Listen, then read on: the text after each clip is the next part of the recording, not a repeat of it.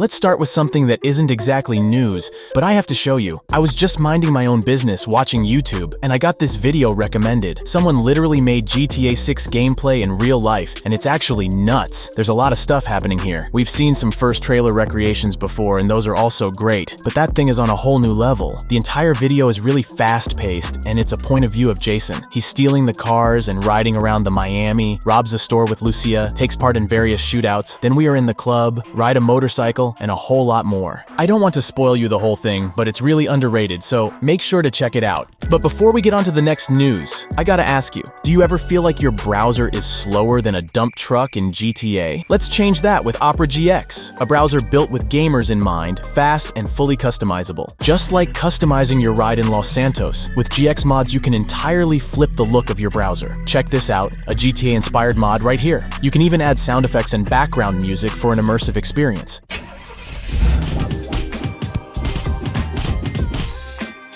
That's the GX Corner. In a single click, you'll find gaming's hottest deals, new releases, free games, and the latest gaming news, all in one place. You can even filter by platform to keep things personally tailored. And what about making the switch? It's faster than waiting for GTA 6, trust me. Opera GX's import tool lets you transfer all your settings, like bookmarks, cookies, and well, also the browsing history from your previous browser. Now let's talk about something truly next-gen, built-in AI tools. It just got a whole lot smarter with ChatGPT and ChatSonic integrated right into the sidebar.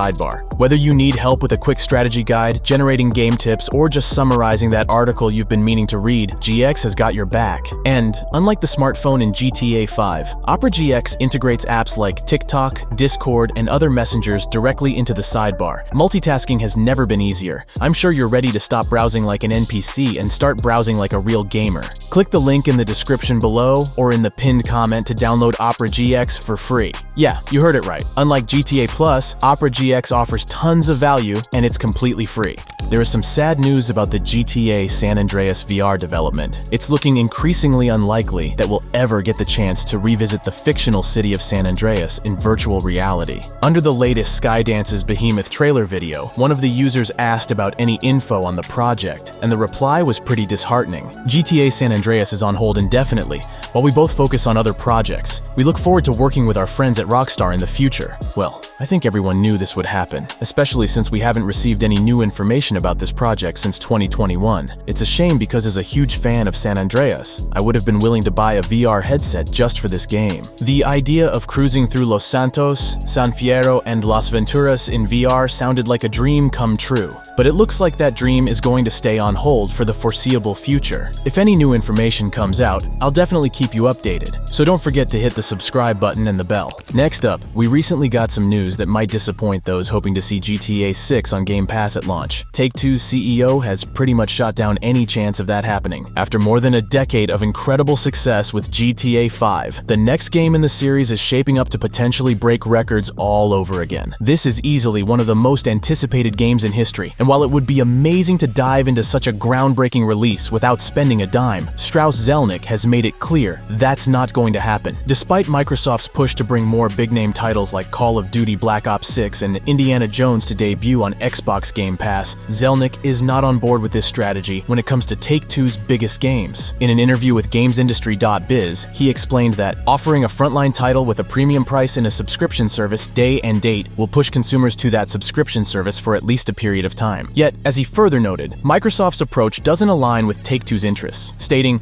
"It won't affect Take-Two's decisions because its decisions are rational. Don't blame me. I'm just passing on the message." I mean, who wouldn't want to play GTA 6 on day one without having to shell out the cash? But with the kind of hype and anticipation surrounding this game, Take-Two knows they can command a premium price, and it seems like that's the route they're going. Going further, in one of my previous videos, we've talked about why we shouldn't lower our expectations for the upcoming game, cause Abi Vermaj said our expectations may be too high. But it's not like I disagree with him on everything. In fact, I actually agree with him on the possibility that GTA 6 might already be using AI-powered animation tech. He's a veteran Rockstar developer who worked on classics like San Andreas and GTA 3, and he hinted that GTA 6 could be leading an upcoming AI animation revolution. In an interview with San in Play, he pointed out the beach scene from the first trailer, which he found particularly impressive. He noted that in the scene, everybody seems to be doing something else, and every character has its its own animation. The level of detail there is insane, so much so that he suspects Rockstar might have had some AI help in creating it. He mentioned hearing some rumors of GTA 6 using pretty new technology having to do with animation and AI and all that stuff. Now, Vermage doesn't have concrete proof of this, but given Rockstar's track record of pushing boundaries and the fact that their publisher Take-Two has been openly embracing AI, it's not hard to imagine. In June, Take-Two's CEO Strauss Zelnick talked about how AI could help Rockstar devs do a bunch of stuff more efficiently. He downplayed the idea that AI could harm jobs, which is a hot topic right now, especially with video game actors currently on strike, seeking better protection against the encroachment of AI in their industry. While GTA 6 itself won't be directly affected by these strikes, the broader conversation around AI in game development is definitely heating up. It's clear that AI is becoming a divisive issue across the industry. Vermage seems to believe that AI in animation is not just inevitable, but overdue. He suggested that we might be on the cusp of a revolution where animation shifts from being hand-animated to being more AI-driven and physics-driven. And when he talks about this potential shift, he's not pulling these ideas out of thin air. He even pointed out that Rockstar dabbled with some of these concepts back in GTA 4 with the crazy Euphoria ragdoll physics, which was a game-changer at the time. This history of innovation is why Vermage believes that if any studio is going to make that leap towards AI-powered animation, it's going to be Rockstar. They've always been at the forefront of technological advancements in gaming, so it wouldn't be surprising if GTA 6 is already using some form of AI to enhance its animations. It's a fascinating idea to think about. What if the characters in GTA 6 aren't just following pre-programmed animations, but are instead reacting to the game world in real time, powered by AI? It could mean a level of realism and immersion that we've never seen before. But of course, with all this potential comes a lot of debate, especially around the implications for jobs in the industry and the creative process itself. Last week, there was a lot of hype building up around the possibility of a Bully remaster after the Taiwan Digital Game Rating Committee rated Bully for consoles and PC. But what many people missed is that this rating was actually just for the membership service, not a remaster. A few weeks ago, Rockstar announced that Bully would be available for download to GTA Plus members starting August 20th, and these new ratings were likely tied to that. As one user rightly pointed out, we shouldn't expect any major remasters or remakes from Rockstar until GTA 6 is finished. Most of the studio's developers are heads down on that project right now, so it makes sense that we're only seeing simple ports at the moment. And honestly, once the upcoming GTA drops, Rockstar's focus will probably shift heavily towards GTA Online updates, meaning they might not have time for any other franchises for a while. But for now, it looks like we'll just have to be patient. I mean, it's a little disappointing for sure,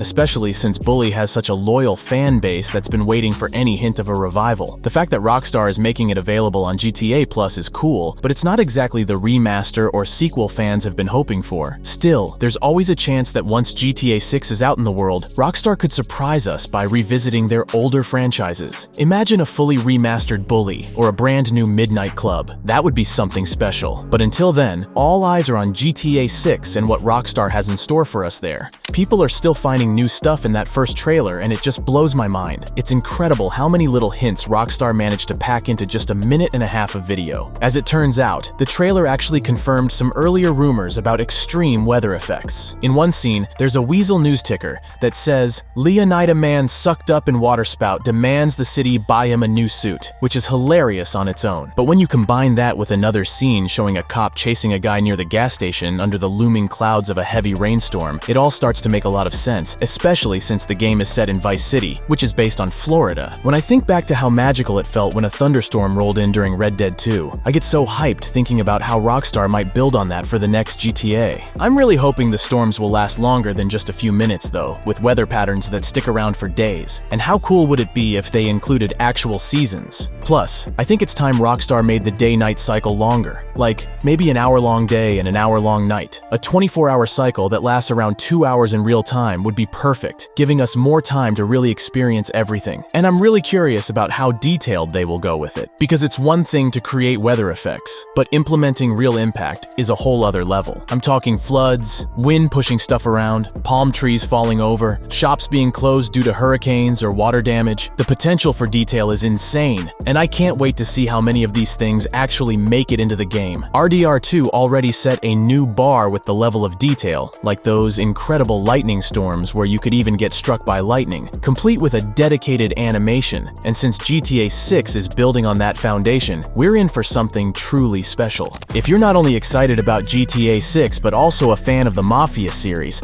I've also got some great news for you. Hangar 13, which, like Rockstar, is under the Take-Two umbrella, just announced that Mafia 4 is officially on the way, set to drop next year. It's going to be called Mafia: The Old Country, and will take us back to Sicily, diving into the early days of the mob. But that's not all. They've also said we'll get another sneak peek in December, with a full launch slated for 2025. This has got me thinking, though, there's no way Take-Two is going to release Mafia anywhere close to when GTA 6 hits. I've been hearing whispers about Mafia 4 for years, and it turns out some leaks were spot on. It's set in Sicily in the early 1900s. Given that, I'm guessing Mafia 4 has been cooking for quite a while, and might be closer to being finished than GTA 6. No shade to either dev team, of course. GTA 6 is definitely more ambitious with a ton of features and stuff to polish, while Mafia 4, set in that simpler time period, probably isn't aiming to be as hyper-realistic about Sicily as Rockstar is about nailing Miami, Florida. So here's my bet. We could see Mafia 4 dropping early in the year, and GTA 6 landing in the fall. That being said, I can't help but feel a little anxious. If we get a solid release date for Mafia 4 before GTA 6, it might give us a hint about when 6 is actually coming. And if that Mafia 4 date ends up being in fall 2025, I really hate to say this, but we might be looking at a GTA 6 delay into 2026. Let's hope that's not the case. Honestly, I'm just thrilled that Mafia is making a comeback, and if we end up getting both games in the same year, that would be absolutely insane.